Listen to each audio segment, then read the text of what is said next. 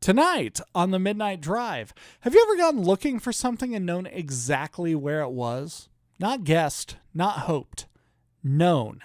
You can picture the shelf, the drawer, the corner of the room where you left it, and when it isn't there, the search begins. At first, it's annoying, then frustrating, then strangely personal, because the missing object isn't the problem anymore. The problem is that reality has stopped cooperating with your memory. Tonight, we'll take a drive through misplaced objects, stubborn certainty, and the curious way the mind constructs a version of events that feels undeniably true. We'll explore why confidence and accuracy aren't always the same thing, why some memories grow stronger as they grow less reliable, and what happens when we're forced to question the things we were most certain of. Because sometimes reality wasn't wrong. Our certainty was.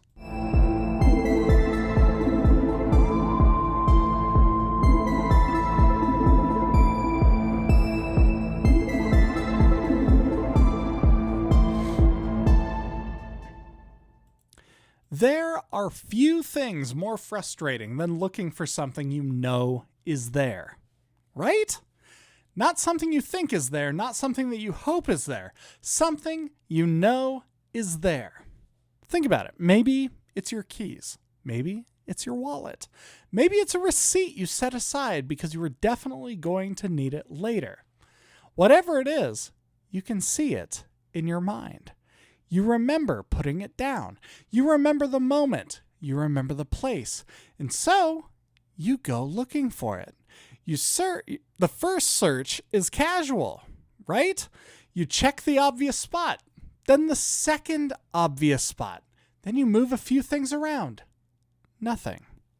No problem. It's probably underneath something. Maybe it slid behind something. Maybe you're just overlooking it. Then comes a second search. This one is different. Now you're paying attention. Now you're looking carefully. You move things. You retrace your steps. You revisit the memory. You begin replaying the scene. I walked into the room. I put it down right there. No, not there. There. I'm sure of it. And that's when something interesting happens. The missing object stops being the problem. The problem becomes reality itself. Because reality is refusing to cooperate with a memory that feels absolutely true. The object should be there. You know it should be there. And the longer it remains missing, the more confident you become. That's the strange part. You would think uncertainty would grow over time, but often the opposite happens. The longer the search continues, the more certain we become that we are right. It's almost as if our brains begin defending the memory, protecting it, strengthening it even. By the time you've searched half the house, you're no longer wondering where the object is. You're wondering why the universe has decided to make this so difficult. It's a personal attack.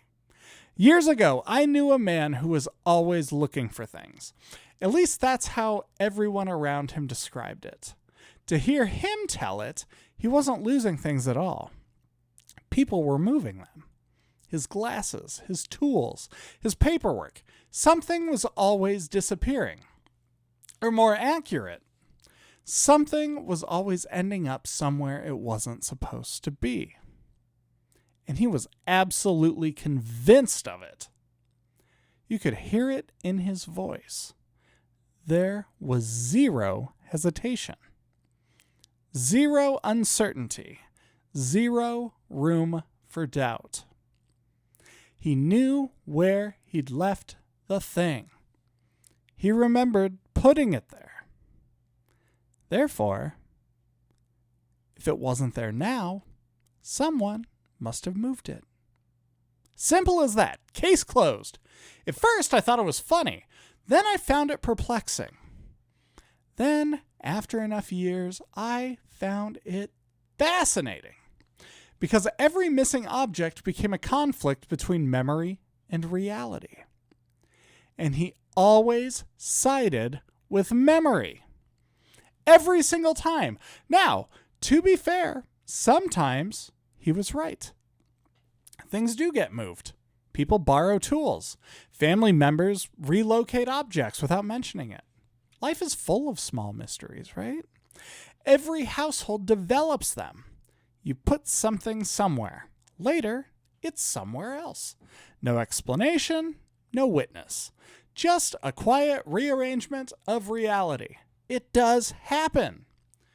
But what stayed with me wasn't whether he was right, it was how certain he seemed. The certainty arrived immediately. Before the search, before the evidence, before any other possibility had been considered. And once I noticed it, I started noticing it everywhere. Not just in him, but also in myself. Maybe you've noticed it too. You walk into a room looking for something. You don't find it. Immediately, your mind begins constructing explanations. Someone moved it. Someone borrowed it. Someone forgot to put it back. The explanation appears before the facts do. And the explanation almost always has one thing in common. It protects the certainty. Because certainty feels valuable. We trust certainty. We're taught to trust certainty. The confident person seems more believable than the uncertain one. The person who says, "I know," sounds more convincing than the person who says, "I think." Confidence feels like competence. Let me say that again. Confidence feels like competence. Certainty feels like truth. Again, certainty feels like truth. But here's the thing. Those aren't necessarily the same thing. The feeling of certainty is one of the most convincing experiences a human being can have. It feels solid, reliable, permanent. When you're certain about something, you don't experience that certainty as an option. You experience it as reality. That's why disagreements can feel so strange. Two people can remember the same event differently. Both can sound sincere. Both can sound confident. Both can be completely convinced. And yet, only one version can be true.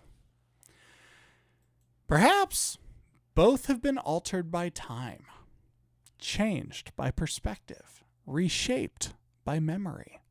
But certainty doesn't usually tell us that. Certainty arrives with confidence. It rarely arrives with caution. And what makes it so persuasive? The thing about certainty is that it doesn't feel like a story. It feels like a fact. You don't experience certainty as a possibility. You experience it as reality. Which is why missing a set of keys can become so frustrating, because eventually you're no longer looking for the keys. You're looking for proof. Proof that reality is behaving the way you know it should. Proof that the picture in your mind matches the world in front of you. And when those two things stop matching, something uncomfortable begins to happen. Not out in the world, but inside of us. Because if reality isn't wrong, then what exactly are we so certain about? We'll be right back. You're listening to The Midnight Drive. Perhaps the strangest thing about memory is that we don't experience it as memory. We experience it as reality. When you remember where you left your keys, it doesn't feel like a theory. It feels like a fact. When you remember a conversation, it doesn't feel like an interruption. It feels like what happened. That's why certainty can be so convincing. Because certainty doesn't announce itself as certainty. It disguises itself as truth. And most of the time, that's perfectly fine. Most of our memories are good enough. Good enough to find our way home. Good enough to remember birthdays. Good enough to recognize the people we love. Memory doesn't need to be perfect to be useful. But every once in a while, we stumble into a moment that reveals how strange the whole system is. A missing object, a forgotten conversation, a story told differently by someone who was standing in the exact same room. And suddenly, we discover something uncomfortable. Memory isn't a recording. It's a reconstruction. Every time we remember something, we're rebuilding it. Not retrieving it, we're rebuilding it. Which means memory is doing two jobs at once. It's preserving the past, but it's also helping us make sense of the present. And sometimes those goals don't perfectly agree. Think about an old photograph.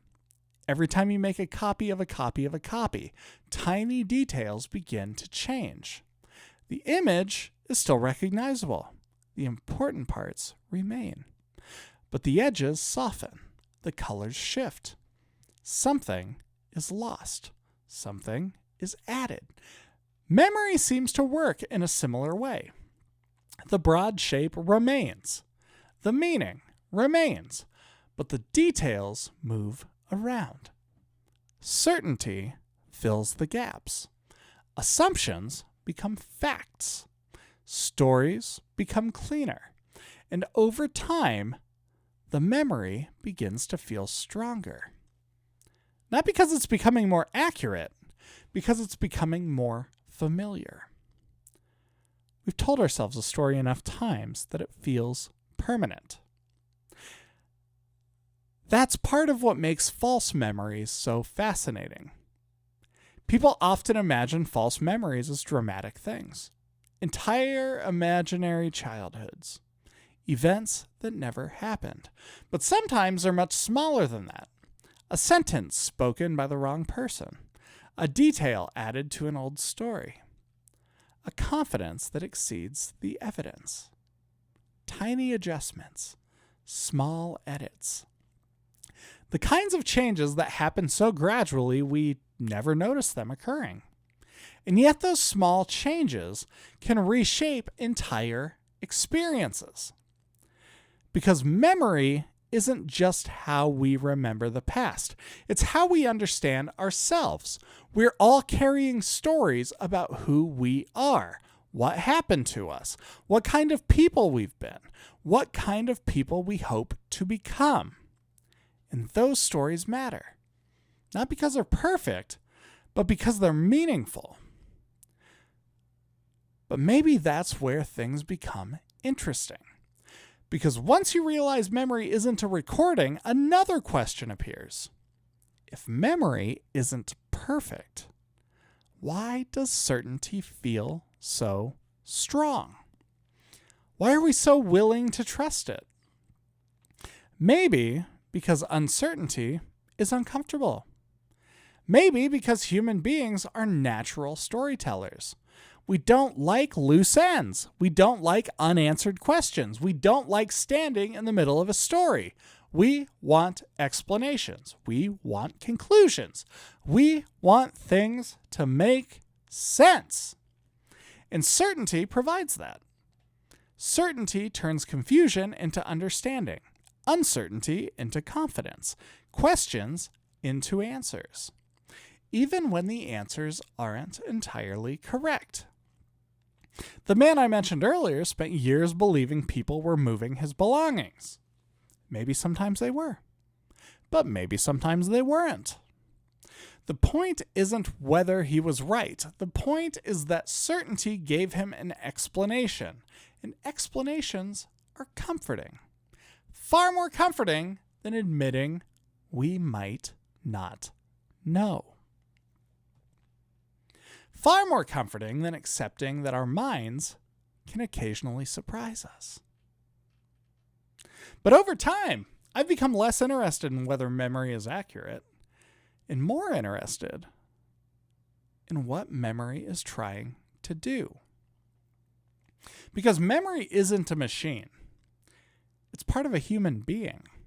It's connected to emotion, identity, meaning, love, loss. Memory isn't trying to preserve every detail. It's trying to preserve what mattered. And sometimes that's enough. Sometimes remembering the feeling is more important than remembering the facts. Sometimes the lesson survives, even when the details drift. Sometimes the meaning remains long after the specifics have faded.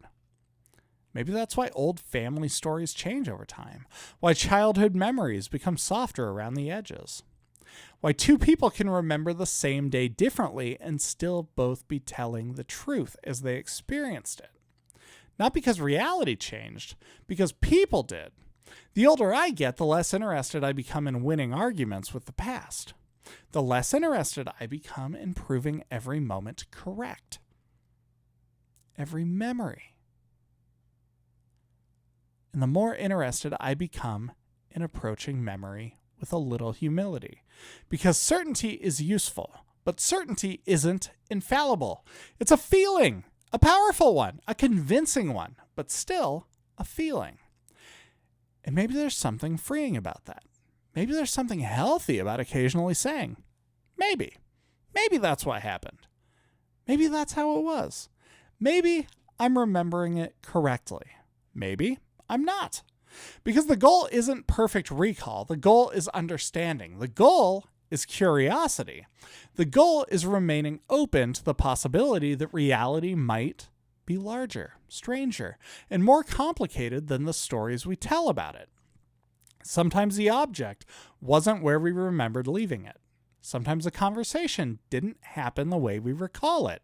Sometimes memory quietly rewrites the past, but not always. That's the other side of this. Sometimes the object really was moved. Sometimes the conversation really did happen. Sometimes the memory was right all along. Which brings us back to certainty. Not to reject it, not to worship it, just to hold it a little more carefully. Because certainty and truth are not the same thing.